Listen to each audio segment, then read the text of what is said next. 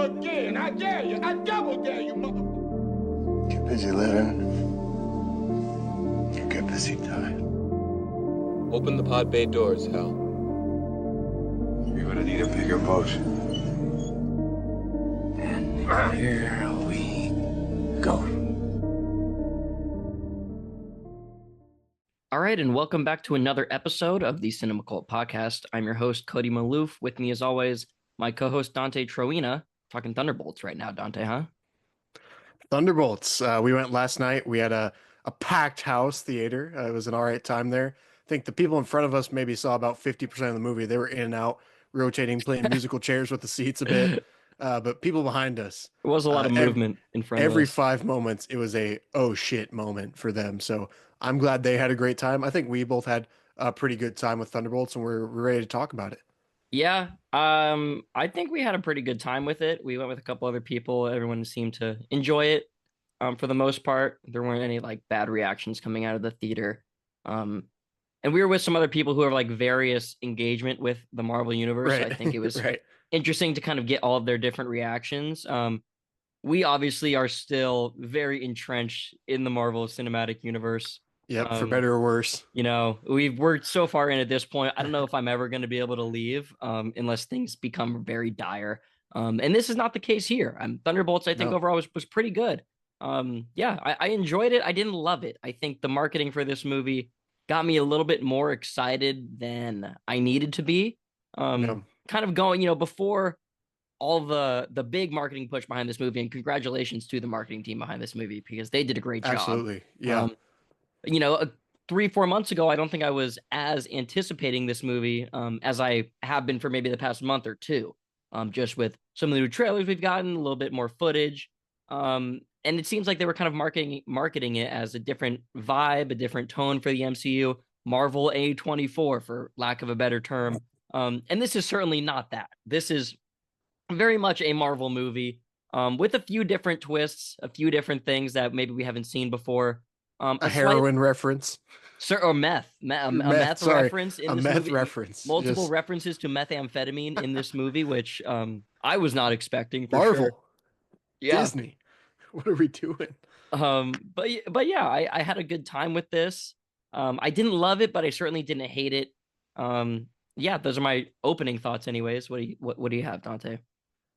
Yeah, my opening thoughts, I think it was similar to like right out of the theater. I was just thinking, okay, they stared this universe down, whatever mess it is, whatever TV shows have hit and haven't hit, whatever movies we've forgotten about maybe, stared it right in the face, embraced it, and it was made with a lot of care. I think as much as we'll get into kind of the nitty gritty with the movie and how it was maybe made to accelerate or bring the universe together a bit more before what's coming up next year with Doomsday. I think it was told with a story in mind and somewhat of a director's vision in mind behind the movie, at least for the characters. And I really appreciated that. I had a fun time. I think it did turn around my opinion on a lot of the characters and their place in the Marvel universe. Did it make me excited for the new team that they announced at the end and just shaking in my boots about it? No. But did it make me appreciate some of these unsung heroes a little bit more? Sure. So I had a pretty good time with it through and through. I don't think I was ever having a bad time with the movie.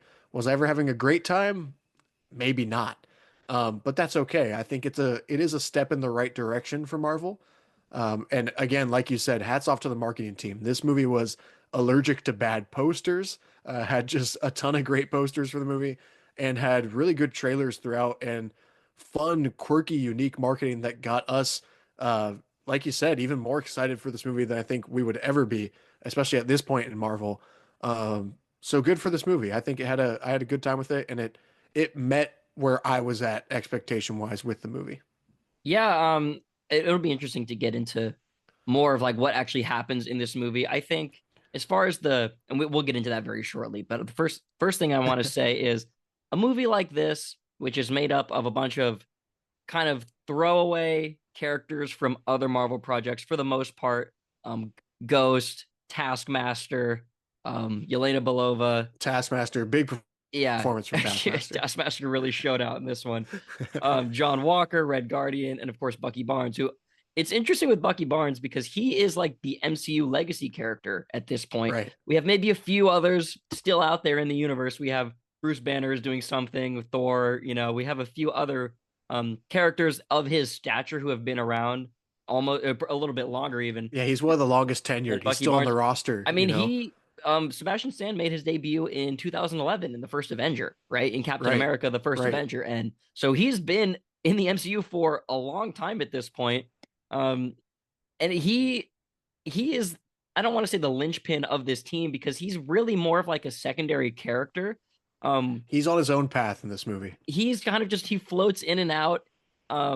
He's doing kind of his own thing, and I think his story is a little bit underdeveloped in this movie because I think we've had so much with Bucky that we're just expected to be like, oh yeah, it's Bucky, right? Like we're with him. Right. We don't have to introduce him as much or give him as much play in this movie than these other characters. A lot of the exposition and character work goes towards the other characters. I don't Yes. think there's much exposition for Winter Soldier, much like character development with Winter Soldier in this movie or Bucky in this movie. Yeah, and I think a team movie like this, it is a team up movie, is reliant on the strength of its characters and how the characters interact with each other. That to me, some is good and some is not great. I think obviously the strongest character in this movie is Yelena Belova, Florence Pugh's character, who we last saw. I guess we last saw in the Hawkeye TV show, but we were Right, introduced to in right. Black Widow. This is really her movie. I think Florence Pugh does a great job. She's a great actor, so we're not expecting Right. anything Big surprise. less from Florence her. Pugh is still Right? great. Yeah, she's still Yeah. great. She is definitely carrying the emotional weight of this movie. Her and Bob, who we'll get into later this century. But just some of the characters I thought worked pretty well. I also really liked Red Guardian. David Harbour is really funny and he's very charismatic, and he kind of bonds the team, brings them together. The other characters, I didn't think were as strong. Ghost really doesn't do much here, despite being in the entire movie. She really is like just a line here, little moment here, but not much. John They Walker, had no clue how to write her. yeah, they didn't know You what to could do tell. with Like her. they just listen. We got Florence Pugh. No offense to Ghost, but we got who we want in the spots. Right. You're going to be along for the ride. I mean, this movie could you could cut Ghost out of this movie completely and nothing would change. Like Yeah. it would just be that Yeah. it would be like a tighter movie with one less character to focus on. And then John Walker, he gets a little bit more play in here than Ghost does. I don't hate his character at all. I thought he was perfectly fine in this movie, but I feel like overall, and of course, Taskmaster gets killed in like the first 10 minutes of this movie, gets Spoilers. one line and shot in the head, which that to me was pretty baffling. Why is Taskmaster even in this movie? Why did we could have just forgotten about that character who was completely butchered in the Black Widow movie anyway, so I didn't even ever want to see Taskmaster again. But if you're Right. bringing that character back, let's maybe do something interesting with it and let's kind of right the wrongs that Black Widow did. But instead, we're just going to kill her in the first scene, in not the first scene, but the first scene she is in, when we kind of all the heroes are converging together. And then that's it. It's like there's no ceremony, no one gives a fuck, and like fair enough, the fans definitely don't care about this Right. version of the character. Obviously, the Taskmaster character is really cool. We've seen in other mediums like comics and even the Spider-Man video game for PlayStation. But yeah, it does nothing Yeah. in this movie. No point in that scene. I thought that was a little bit confounding. Well, to me, the Taskmaster has always been so cool in Marvel Comics because the Taskmaster just pops up and comes in and is in there for an issue or two and leaves and then goes over to the next comic and the next comic and is just kind of a fixture in the universe. And I thought, well, there's a missed opportunity for your TV shows. Like, if you want a filler episode in your TV shows, bring in Taskmaster. Right, for just a week. Taskmaster episode. Like, Sure. that's always perfect, and that's a cool way to develop that character. And they just never did it, and I don't think it ever was a character that could fit into a movie. So I've just they tried. The tried in whole Black character Widow. choices with Taskmaster from the start has been to me just a mess, and I'm not heartbroken or offended by the death. I just don't see the point. Yeah. I guess let's get into the plot a little bit more here. Sure. The characters I thought were pretty solid. The plot essentially is revolves around Julia Louis-Dreyfus's character, Allegra Valentina. Well, what is it? Allegra DeFontaine. DeFontaine. It's got to be the longest combination of actor and character name of all time. Like that's got to be in the Probably. record. But so she is the director of the CIA. She is under impeachment. She's going through an impeachment hearing.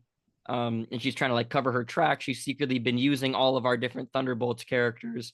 to do like secret ops missions or whatever, right, for her. And she kind of lures them all into a place with all of the other evidence of all the illegal stuff she's been doing, and instead she tries to kill them all. They escape, and that's where we're introduced to Sentry, played by Lewis Pullman here, who I thought was pretty good character I really overall. liked him. I thought Yeah. he's very charming. You really feel for him. He's a pretty empathetic character. And Sentry is essentially, he is now the most powerful character in the Marvel Sure. Cinematic Universe. He's Superman powers. He is invulnerable. He also has like some sort of telekinesis powers, and then he also has a weird ability to, when he touches people, he like gives them weird nightmare flashbacks of their past. The Which, Void. yeah, the Void. How many Avengers level characters have we introduced now? This is like the second character from going from Secret Invasion, horrible show. From Secret Invasion. Oh, you actually We, watched it? I didn't get past the first of course couple I watched it. episodes. Well, yeah, at the end of Secret Invasion, we are Emilia Clarke, Emilia right. Clarke's character gets all the powers of all the Avengers, and then Right. we haven't done anything with that since. And now When we we had have the Eternals with Richard Madden's character, who I'm forgetting the name of right now because they didn't develop it. Icarus. Remember, because he Icarus, flew there into you the go. sun at the end. That's right. We had Harry Styles's like Herculean type character introduced, who is Thanos' brother or whatever. Right. And to me, it's like they're pulling from weird corners of the Marvel comics to try and get a powerful character, and like they're begging to have star power in Marvel right now. And one thing about Lewis Pullman, like he's a good actor and we like him and other things. This felt like one of the first times where Marvel was starting to make the star along with the star too, where it was bringing someone in that just it wasn't a risky casting choice by any means. I think it was perfect casting to me. Um, but it was very much like, oh, this story is in service to him and elevating his career a little bit here. And that was nice to see for me because I think they've done so much work trying to pull these characters in and these stars in to try and get star power and see what sticks after Endgame.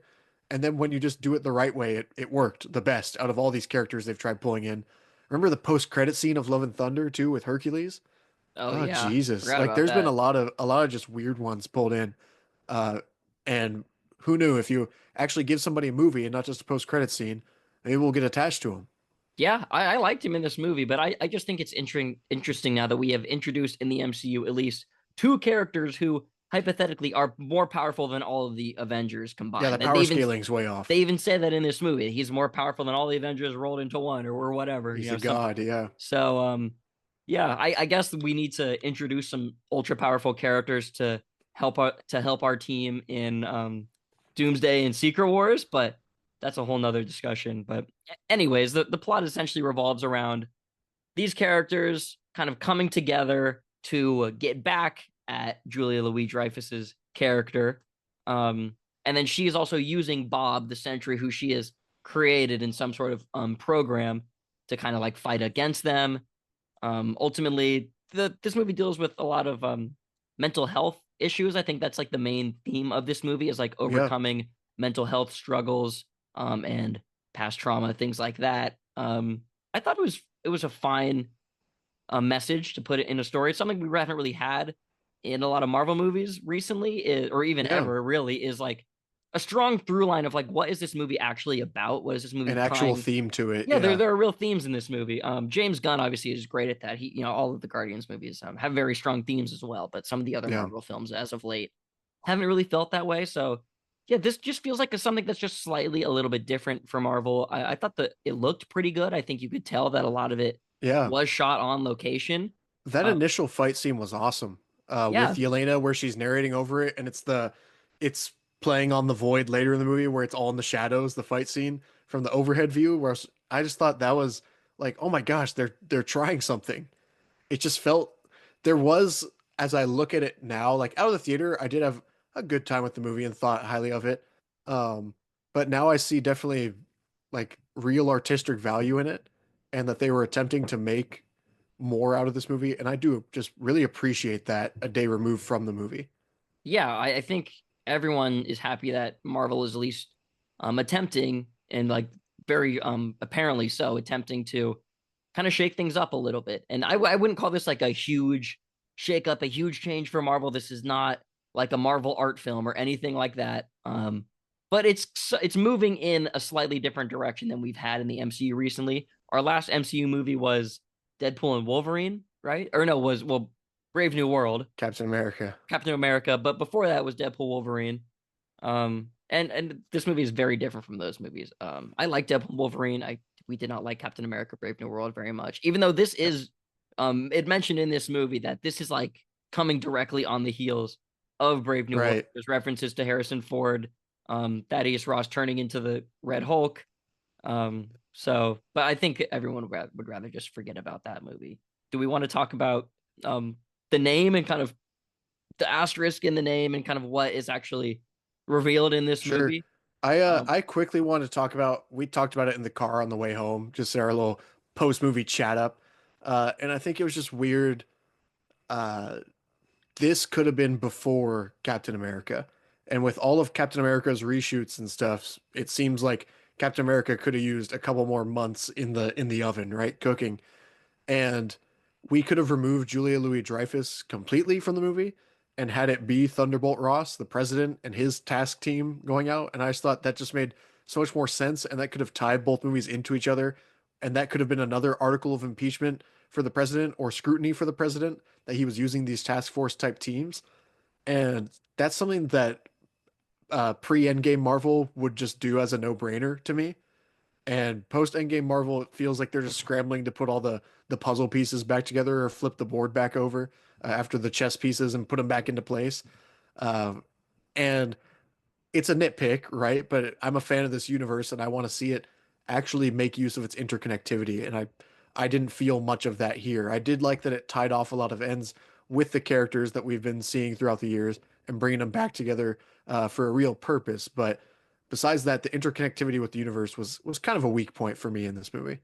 Yeah, I am still a little confused as to the point of the Allegra character. Like, what does she do? Why she's been in a couple of different projects. I think she was introduced in Black Panther 2, if I'm not mistaken. She was introduced in Black Panther 2, I think. And we've also had her. What was the other thing she popped up in? Did she pop up in Hawkeye? I think so. I think she was in. She Right? was. It's been in a couple other projects. Maybe she popped up in Black Widow. I don't know. I don't think so. Something. She's been in a few projects at this point, and I don't really see the point of her character, other than just getting Julia Louis She Dreyfus. popped up in Wakanda Forever. That's why I said, yeah, she I was guess, right. introduced in Black And Panther Black 2, Widow, yeah. and she was in Black Widow. Right. So yeah, I'm not really quite sure what we're doing with her character. Like you said, I think it would have made more sense, and this is getting into the explanation of the title. It probably would have made more sense to include Thaddeus Thunderbolt Ross in this movie titled Thunderbolts, which Right, the reason for them in the comics. right in the comics, the Thunderbolts are the namesake of Thaddeus Ross. He is kind of using them as more of like a Suicide Squad. They're more villains in the comic books, if I'm not mistaken, and it's more of like a Marvel Suicide Squad, Black Ops sort of thing. He's using these villains to do his bidding, essentially, to do these different missions or whatever. But in this movie, the Thunderbolt's name is taken from Yelena's Pee Wee soccer team, Right. titled the Thunderbolts. Somebody shat in the midfield. from Did you know her from her fake life in Black Widow, which is all kind of gone. You know, her life as like a child, which was all kind of a ruse, I guess, in Black Widow. Right. That's where they get the name Thunderbolts, and then at the end of the movie, they're renamed by Allegra the New Avengers. So these are the New Avengers, I guess, to a point. But the movie's title credits after the movie, the kind of like the main credits, they're like, they play on the idea of like, and no one being able to get behind this team being the quote unquote New Avengers.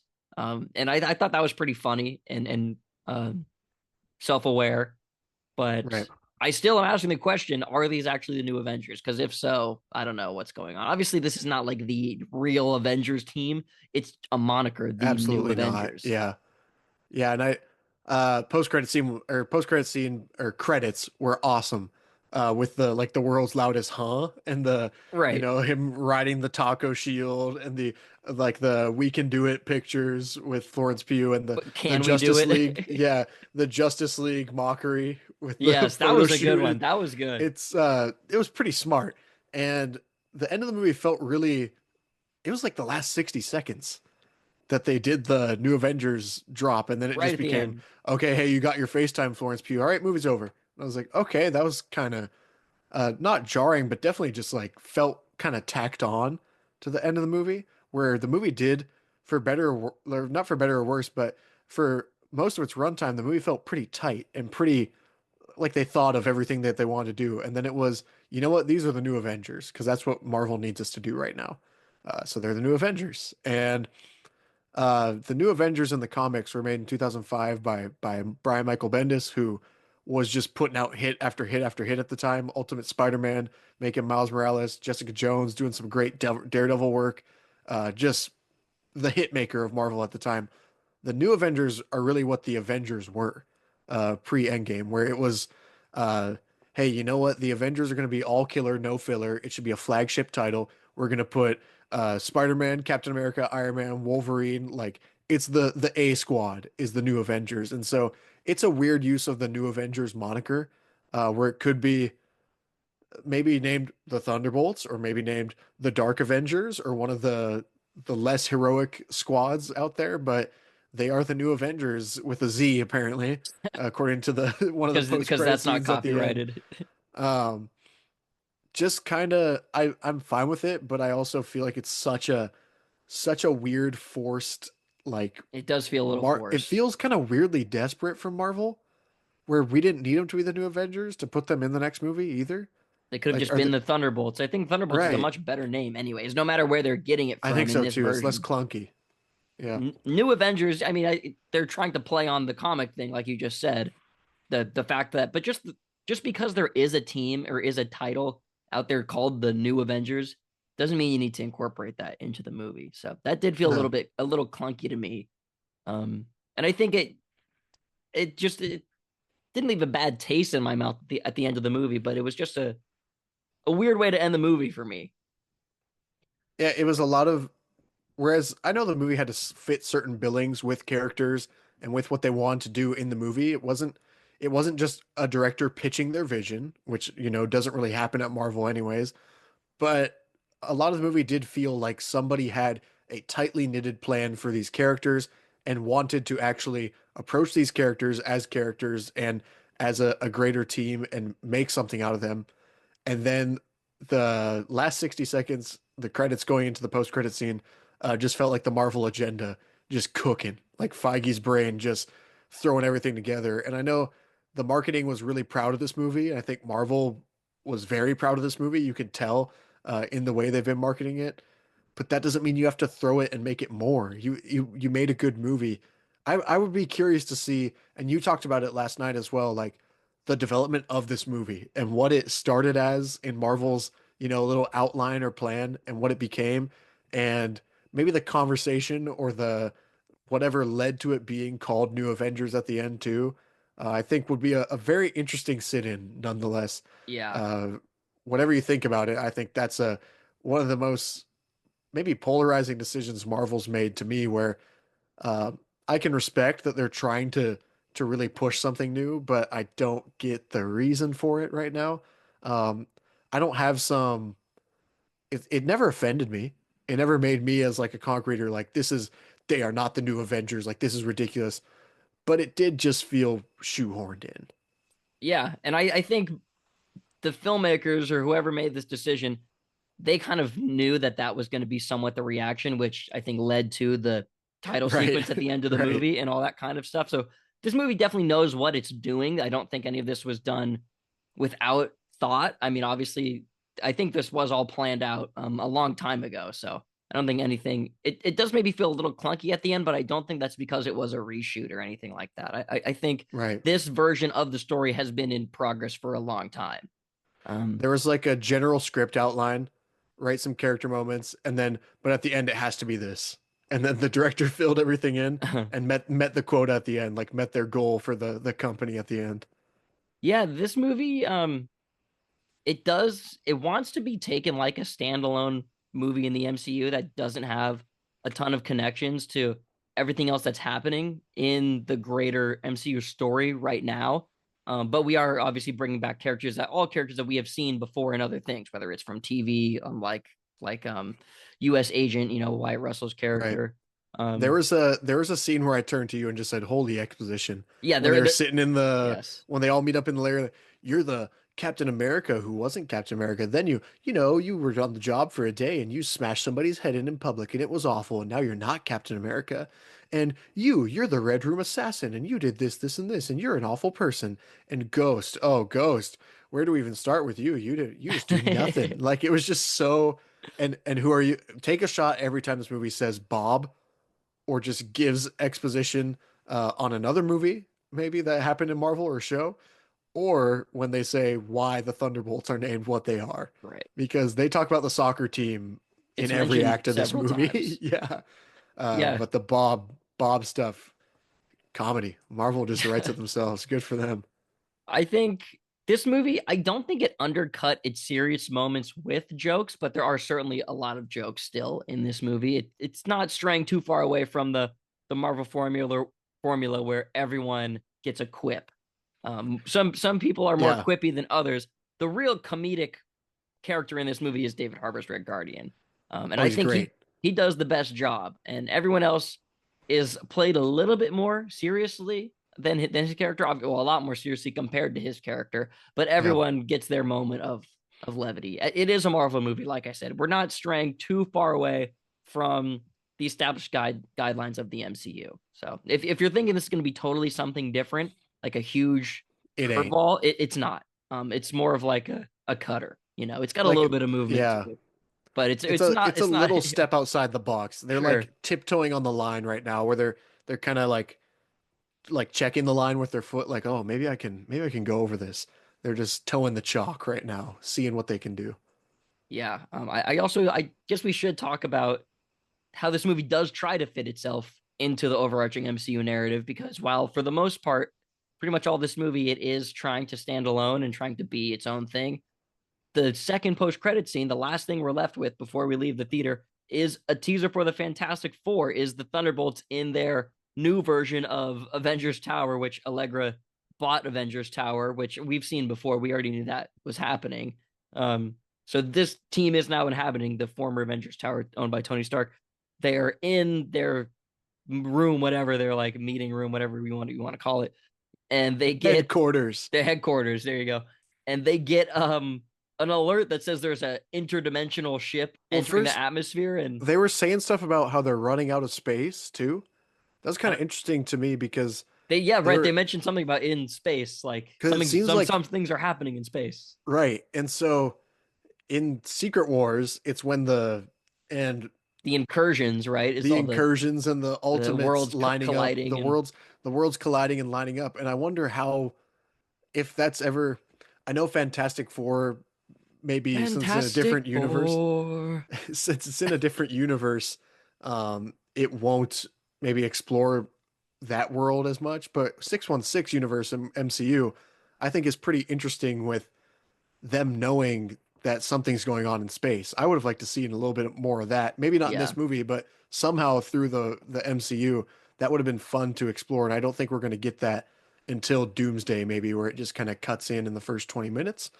Um, I like the Fantastic Four theme. I'm excited as hell for the Fantastic Four. I didn't need to see them in the post-credit scene. I don't know who was itching to see the ship in the post-credit scene to be reminded that Fantastic Four was coming out this year because exactly. if you're going at this point to It, Fantastic Four. You're already there. you could say this is like somewhat of a spoiler for the Fantastic Four movie Yeah. because that's we know that the Fantastic Four movie is taking place in an alternate reality. We know, or we at least until this had largely Strong assumed, beliefs. strongly Yeah. believed that at the end of that movie, those characters were going to somehow make their way from that world, likely because it's going to be destroyed by Galactus, make their way from that world to the 616 mainline MCU universe. And the post-credit scene of Thunderbolts, the final thing is that ship entering the atmosphere of Earth 616 Yeah, coming in hot. With the big Fantastic Four logo on the side of it. Big So brand. that's it. We already, and I wouldn't really consider it a spoiler because obviously we knew already that was going to happen. But you made a good point last night when you just said that. Why do we need to, and just right now, like, why do we need to see that? We already know that's going to happen. And I just think it felt really like just tacked on and Right. just like you said, what do we need to, why are we trying to build I hype? think Marvel thinks Everyone we're knows big dumb Fantastic Four is dipshits, coming man. out. I know we don't need to see this shit. Like we already know we're gonna go see Fantastic Four. Any Marvel fan, but any Marvel fan watching this movie, it will be seeing Fantastic Four. Like Right. you don't need to tease them at the end. We already Especially fucking the ones know. that stay all the way to the second post-credit scene too. Exactly. Right? That's your audience. So they, oh, the Fantastic Four is coming. I didn't know.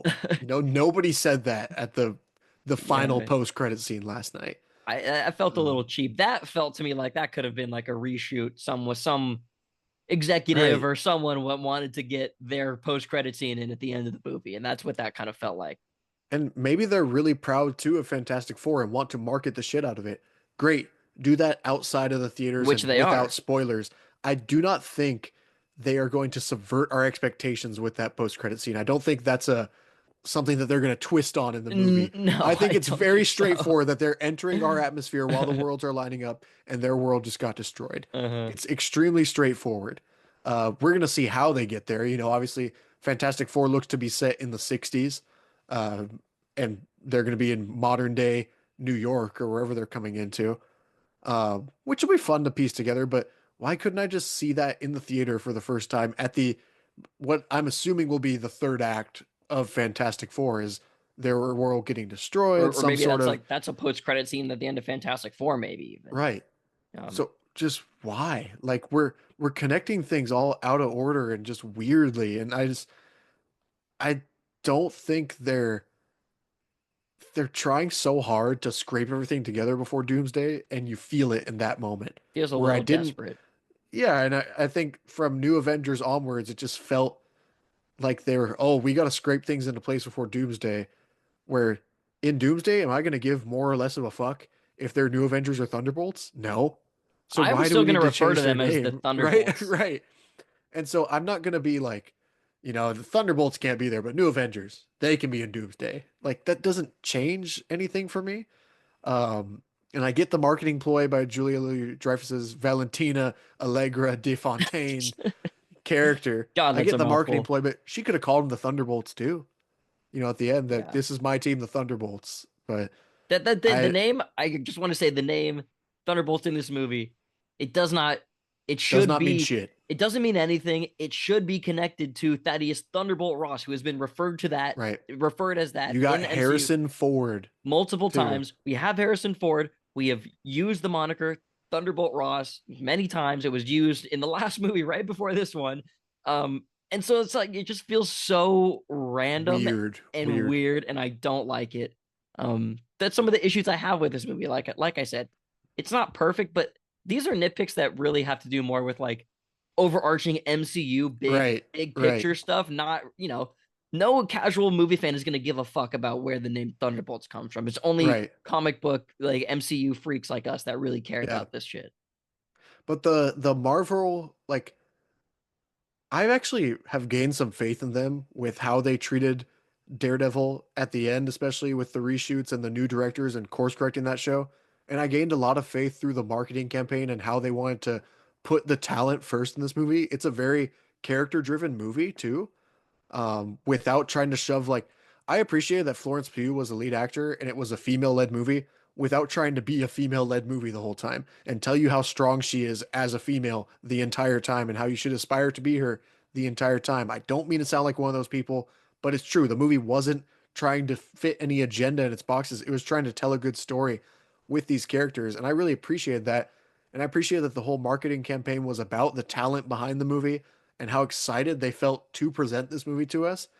And then on the other corporate level for Marvel, they're just throwing shit in our face around and treating us like a bunch of idiots, or they're like comic book sales are at a really good point right now where people are reading comics because of shows and because of the movies, and you need to respect those people too, because that's your core audience that's going to stick with you no matter what. I know you're Marvel. I know you're going to make, like, your worst day, you're making 300 million off a movie. Great. It's great to be you. But please respect some of your core audience and don't treat us like a bunch of dipshits. Like, Yeah, I felt like they it does wanted feel me to that way. feel, yeah. It used to be so much fun the way they'd lace things in and interconnect things. It was done in a much more smart and It's subtle way in the well, past. it doesn't even need to be subtle. It just doesn't need to be so cheap. It's so fucking cheap right now, like the things that they're doing. And it sucks for me that that's how I feel out of the movie, because I liked the movie all in all and thought, as a movie, like, and a script of Thunderbolts and a character driven movie and the way it was shot and the score, I thought the score was pretty solid throughout the movie. It's not incredibly noteworthy out coming out, but I thought the score had some strong moments too. I want to remember that from this movie, not the like the corporate kind of slop at the end, which the movie was kind of parodying in the post-credit scene with the Avengers with a Z and the copyrights. It's like the least self-aware parodying of corporate slop with them on the Wheaties box and them with the Z and New Avengers, and it's this weird middle ground where the I don't think the movie knows what void it's supposed to fill at the end. Yeah. A few more little nitpicks I just want to get on record here. This is still a Marvel movie, as we've said many times already. So Right. you're not expecting, like, I guess it's just a little bit easier to forgive some of the things. I feel like I'm always grading on somewhat of a curve when it comes to Marvel. Like, I'm always Sure. giving them the benefit of the doubt, looking past some things that in another movie I might not. And there's just little plot things in this movie Yeah, that, like a Star Wars movie too. right, they're little plot things, conveniences, or things that don't really make sense. Like the fact that the whole thing about Sentry, when they originally worked on the Sentry project, they developed a kill switch to shut him down, and then, oh no, well, we threw that away. We scrapped the kill switch. We'll make it again. Okay, we'll just make it again. And then also, what the fuck is the kill switch? It's never explained. What does it do? It prevent what it ends up doing in the movie is preventing Sentry from killing Allegra when he kind of flips and turns into the Void. It goes rogue. It is the villain of this movie. We haven't really said that yet, but he does become the Right. villain, the third act villain of this movie. So we should just use the kill switch, kills him, but then that's what turns him into the Void. Kill switch is never explained how that works. Would kind of be nice to know how the invulnerable character, how do you develop the kill switch to stop him? Right. Um, Also, two things with Bucky. One, how did he become a congressman? Like, His seriously, arc from Winter Soldier to this has been, or from the 1940s to like, this, seriously, fucking crazy, man. he's like 120 years old or whatever. He is a freshman. He has not even completed half of a term yet in Congress. He doesn't seem like he really likes being in Congress. Like, he's like reading through his congressional packets and he's like, seems like he's not enjoying it. Why did he run for No. Congress? This is like just such a weird kind of subplot with Bucky that is not really touched on enough or fleshed out to give us any real understanding of why he's doing this or anything about it really. This is a guy who in the past has obviously committed horrible crimes against the United States and other nations. He killed Yeah, a JFK. few. Is the A few. he Yeah. killed Tony Stark's parents? Obviously, this was all while he was the Winter Soldier under the Hydra mind control. So I guess he gets a pass for all that. This is literally a man who killed a U.S. president who assassinated JFK. Um, and then, but okay, fine. He's a congressman. That's okay. There's a Sure. there's another part in this movie though. Also, he's a current congressman who is currently still going and being a vigilante On spec and ops missions. on spec on missions, attacking U.S. intelligence operatives, destroying military vehicles, all sorts of stuff. He shows up to save the Thunderbolts. They're being chased by these like Humvees. Bucky shows up on a Oh, motorcycle, destroys the Humvees. Then he blows up their car, destroys. They're also in the middle of this desert, in the middle of nowhere. He's on a motorcycle. He blows their car up, and then we cut to he has them all tied up in a warehouse somewhere. Where are they? right. How did he get them there on his motorcycle? There's four people that he had to move with his little bike. Just like, I don't know, right? Like, Right. I would Weird just like to holes. have some, it just that I don't want to give Marvel a pass for this stuff, even though as I'm watching it, I do because I'm like, well, okay, whatever. We're just moving Right. on. We're just not going to explain that, but I don't want to give them just a No, me blanket neither. pass to be like, oh well, we don't need to explain how the story actually works because look, it's Marvel. We're doing superheroes. Like, just watch it. Well, I have 2 points off of that. Like one was the scene where they're all after their little meeting, their convoy meeting, they meet Bob, they get disguised and they go out, right? And I turn to you at this moment. Yeah, They get disguised, they're limping out, the three of them. Ghost has already left, we assume. And then Ghost just pulls up while they're in disguise, fooling everybody there. And Ghost says, "Come on, get in." just knows who they No, are. knows who they are, the three that are in Yeah, disguise out of hundreds of soldiers at that point. Weird convenience to me. yeah. Um, and I agree with you about giving a pass because I've always been I got a bone to pick. I've always been kind of pissed off about people just like poking the shit out of The Dark Knight Rises and its plot holes when it's a superhero movie because Nolan directed it and because this higher level superhero movie, and they don't keep that same energy for Marvel movies or other superhero movies because I don't know, because they Right. embrace the theme park ride.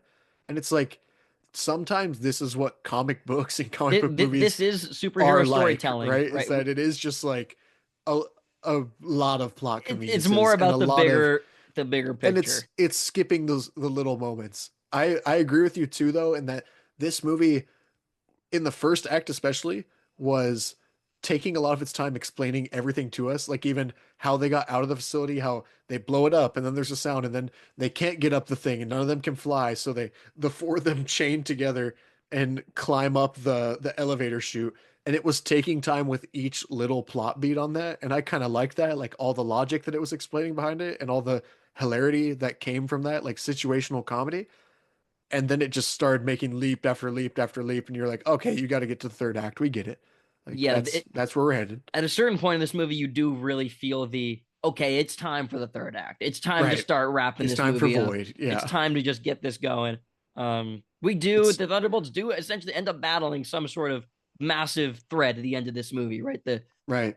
Sentry becomes the Void. He's like this dark, Dude, he was depressed melting people, even version of this kids. character. He's sending people to the Void, just turning them into shadows. We see his shadow void engulfing like all of Manhattan. Really So cool effect. And I think yeah, throughout the movie, I really liked when he was Sentry and when he was Void. The way they showed his powers, he felt so powerful in those moments. yes, And he's also felt so volatile. I think Pullman gave a great performance where he was like charming, had this weird little soul to him, and then was able to pull off the Void in this deep, dark past that he had. And you felt all of that. You felt that it was just this guy put into this weird situation that was waking up. It felt like something you'd find in like Invincible or The Boys or even like the X-Men franchise, where it is more experimental on humans and different corporations behind them. He was a great face of that throughout the whole movie. And Sentry's powers, shaking the glass, the fight scene that he has with Thunderbolts up there, where he just melts right through him basically, like without even taking a couple steps. And then the Void's powers too were really well depicted. I didn't have any problem with the effects that they chose for it. I think the movie looked clean throughout, especially those scenes. yeah. I think technically this is one of the best Really good. looking and feeling Marvel films we've had in a while. Deadpool and Wolverine. I thought it didn't look bad, but some of that, especially the stuff in the is that it's called the Void, right? Yeah, In the so Void, green screen. in Deadpool and Wolverine, yeah, they're just the place where all the pruned people go from the TVA. Some of it just felt very green screen, very like just Marvel filmmaking as of late, even though I thought Deadpool and Wolverine overall like looked pretty fine. But this movie I Sure. think is probably is definitely a step up from that. Certainly a step up from Captain It America looks too. it looks like a movie for the most part. It It looks really and feels does. like a real movie that is shot in real locations. Can I'm you sure believe there's it? green screen used in this movie. Obviously, it's a giant, massive VFX superhero film. There is a lot of VFX going in this movie too, but it's hidden a lot better. It's used more tastefully. And I think there was a lot more practical stuff used here too, whether it's like the car flipping scenes or Right. Florence um, Pugh's jumping Florence scene. Pugh's jump in the beginning, Where, which was a huge part of the late marketing push. She well, jumped she off the was second highest building in traumatized. the world. I Okay. think she was traumatized from the Black Widow scene where What? she does in the Black Widow scene where she tries to blow it up and it's so green screened and she just No. drops off. You go watch it. Oh, a You'll little. know. Oh, yes. Okay. Yes, Yeah, I do know. it Yes. looks terrible behind her. Like half her face looked like it's cutting out into the Yeah. green Yeah. screen in the Yeah. movie. I think she was traumatized from that scene. and like went straight to the director of this movie, like, I need to do it myself this time. It's gonna be the real thing. Yeah. I like the actor's commitment to that. One of my favorite little practical things playing with the sets and the effects, and you can't say it was a fake set maybe in New York because we had the actor in the background turn and look at them as they're fighting right outside the building, and I was like, oh, I told you that would have been such a good Stan Lee cameo in the past, Yeah, like him yeah. just walking by them while they're having their little team fight and just looking at him like, what the hell are these people doing? That was great to me, just involving the background and New York as well. And this movie showed, believe it or not, heroes saving someone. Red Guardian saves the kid before she gets melted by the void, basically. But Red Guardian actually like saves someone and people clap for them as heroes. And I was like, holy crap, this it feels like the first time in a long time in a Marvel movie where there's actually like a not a huge personal connection to New York or the people, but they're actually like saving people and trying to help them. Like, It's who been a would have while thought? since we've Who had would like have thought that heroes would get that? street level stuff like that, right? Like heroes Right. actually saving civilians on the street. Everyone gets their own heroic moment in this movie. It's the Yeah. beginning of the third act when Sentry becomes the Void. He starts like wrecking New York City, causing a lot of destruction. Yeah, all the Thunderbolts get their scene to be heroic, to save people, to do all that kind of stuff. It felt more like first Avengers, not or maybe Right. like Age of Ultron. We get some of that, but really you haven't had a lot of that, especially like in the team up films. No, the stakes have just been so high. Right, they've been like cosmic, Always. right? Yeah. Endgame and Infinity War. There's no civilians in those movies that are in peril. Obviously, the world Right. is in peril. It's a much Right. much larger scale. So, yeah, it was nice to have like a smaller scale team movie like this. With Um, still really fun cosmic type powers and the void and being this weird powerful entity, but on a personal small scale in New York, Manhattan. It's New York again getting saved. Who would have guessed? But yeah, it does feel like a tangible threat while being also so ridiculous and comic booky, and they balance that out really well, where you feel the actual threat on a personal level. Like that thing looked fucking terrifying. Could you imagine walking into it and just boom, flat onto the ground? Like that did not look fun whatsoever. I thought even like him melting the people in I'm calling it melting people, whatever, but just turns them into just sitting, shadows. turning them into the shadows in the helicopter and the helicopter flying down through. I was like, holy crap, this is terrifying. And in a way that actually affects like people that we're seeing right now. So cool use of not as many set pieces in this movie. Cool use of having those personal stakes and locations. Yeah, I think if you are going into this movie, if you're a Marvel fan or just going into this movie in general, and you have the inclination to want to like watch stuff before, if you want like an MCU watch list to get ready for this movie, watch stuff that we've seen before. Black Widow, I think, is probably number It's a one on weird that watch list. list. It's weird. Obviously, I don't like Black Widow very much. I haven't seen it since Right. it came out. Black Widow would be number one. There's a lot of references to Yelena and Red Guardian's past, which, well, obviously they're both introduced in Black Widow.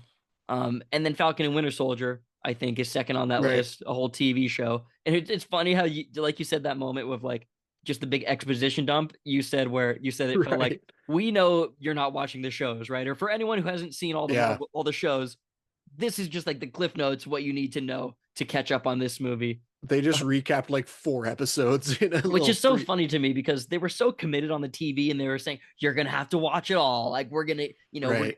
anyone who wants to It's gonna know be all all about the killer, MCU, no you're filler. going to have to watch all the TV shows. And now Yeah. we're at the point where it's like, we'll just explain the clip. We'll Right. just explain the main thing from the TV show in this movie so you can watch the movie and know Right. what happened. And you even might have to watch good old Ant-Man and the Wasp. And then probably Ant-Man and the Wasp And for Ghost too, right? so it's pretty funny what's required viewing We have material to for watch this, more or three less. at par or subpar MCU Right. projects. Not the best lead up to this movie. This movie is better than all of those projects, I would Absolutely. say. Yeah. And I think they did a good I appreciate the exposition because I do understand like they are acknowledging that they have not been in the most highly received or well remembered properties because have you revisited Ant-Man and the Wasp I or have not revisited any Black of the Widow projects that you or would need to prepare right. for this movie. And that's why I said like they stare the universe at the face, however messy it is. They stare these characters in the face. Like we've got Florence Pugh. She's incredibly talented. Let's use her. We got DK Harbor. He's one of the like best nailed the assignment actors in Hollywood right now. Let's use him as Red Guardian. We got Wyatt Russell, I think, is really good casting as U.S. agent now. I like how he was kind of the butt of the joke for a lot of the movie, but he also weirdly kind of knows what he's talking about. But he's like the guy who peaked in high school. He even brings up that he was back to back to back state champions at one point. And I thought he played like this snide asshole who like had been better in the past and wants to be better but doesn't know how.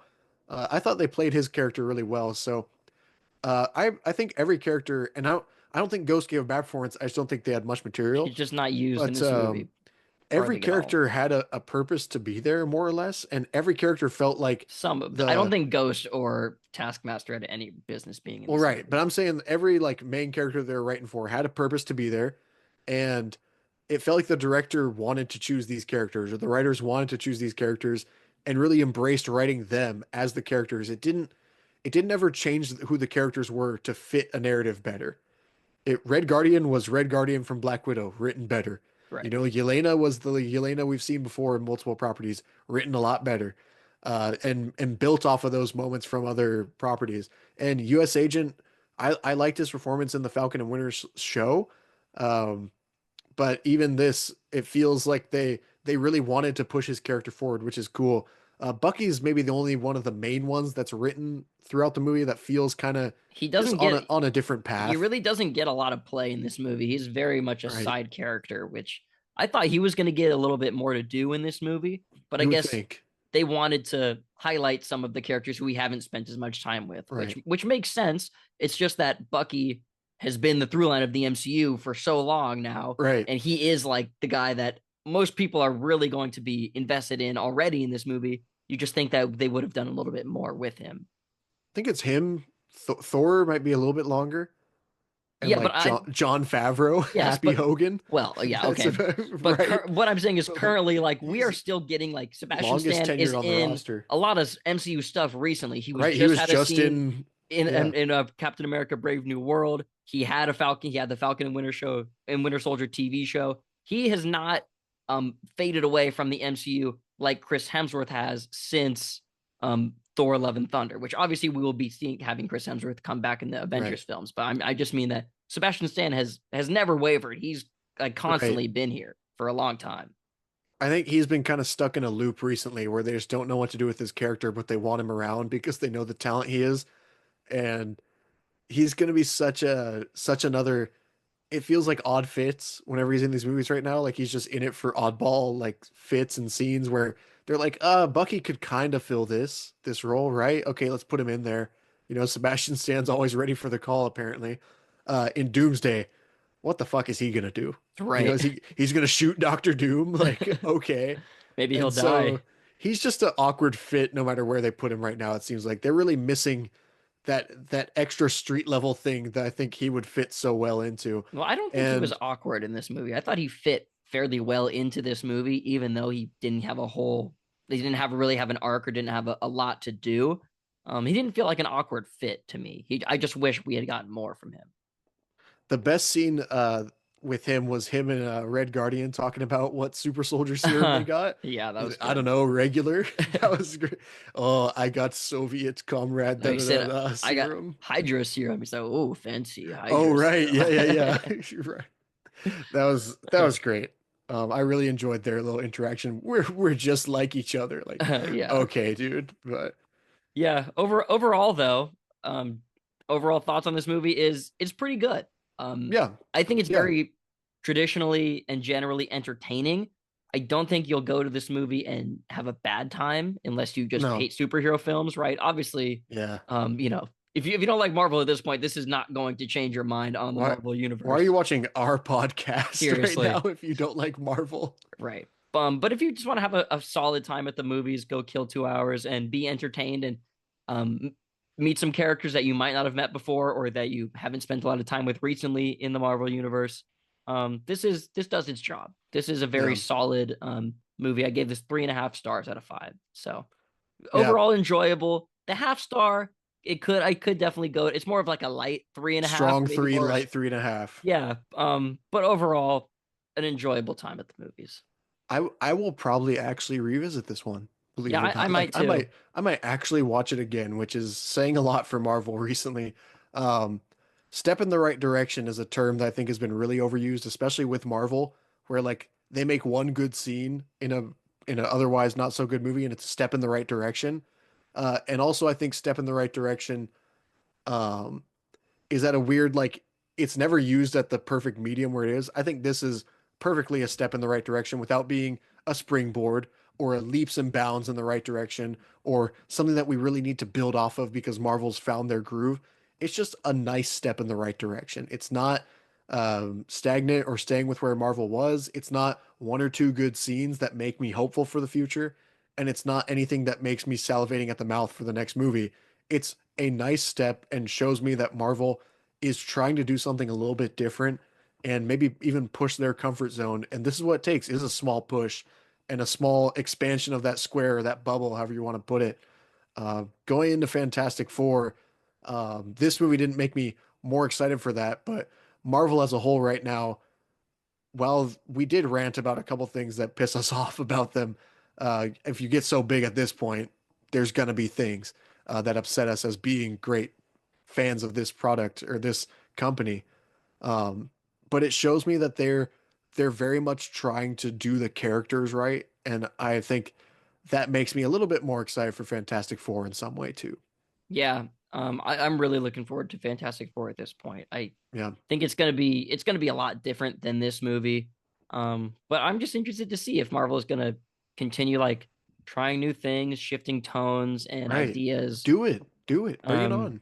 yeah, I'm just in a weird place with the Marvel universe where these superhero films, like I said earlier, I feel like I'm grading on a curve. I feel like I'm giving them passes that I wouldn't to other movies, movies that are maybe intended or perceived to be Right. intended to be taken more seriously. Um, but I'm still in, right? I'm still Yeah, looking forward to to all the new Marvel films, but yeah, it's just we're at a weird kind of purgatory middle ground with the MCU at right, this point where I just am not fully in, but I think they really have to make good movies to get me right. on board. Like I'm done giving them like overall like big hand wave passes to movies that are Right, like pretty subpar. And I think that's started after Endgame for me. Um, right. so if Well, they make I bad really movies, liked Ant-Man, the first one out of the theater. yeah, Like I just, oh, great time. And now with the way the universe is shaped out now, I'm never going back to that movie, but there was like a weird charm to it I in still the think past. Ant-Man's pretty good. That's just not there, right? Like their charm, the juice isn't there. However, whatever phrase you want to use. I completely agree with you where it's just it doesn't have that momentum that had where it was just a machine pumping out and like at the very worst it was really good in the past. Like the very worst was something like Thunderbolts in the past. Or like, well, And Thor: The Dark World has always been mentioned as like very the fair. worst MCU movie up until a certain point, right? I think my bottom tier of Marvel right now is like probably Thor: The Dark World, Captain Marvel, Sure. um, and probably Brave New World are like some of the bottom Right. films. And Brave New World came out very recently too. Thunderbolts would have been the median in the past, would have been like the average Marvel film, which I'm okay with that as the average. But now that it's kind of a high point in recent years, that's kind of worrying to me as a fan. Like that's not what you want your high point to be. Not that I didn't like this movie, it's just that I agree with you. I'm not just giving movies the hall pass just because the Marvel logo's on it. I want to be slapped across the face with a movie that gives me all these emotions that I used to feel and makes me feel like a kid and makes me feel joy and wonder and like explores heroism. I want Fantastic Four and Superman later this summer to do that.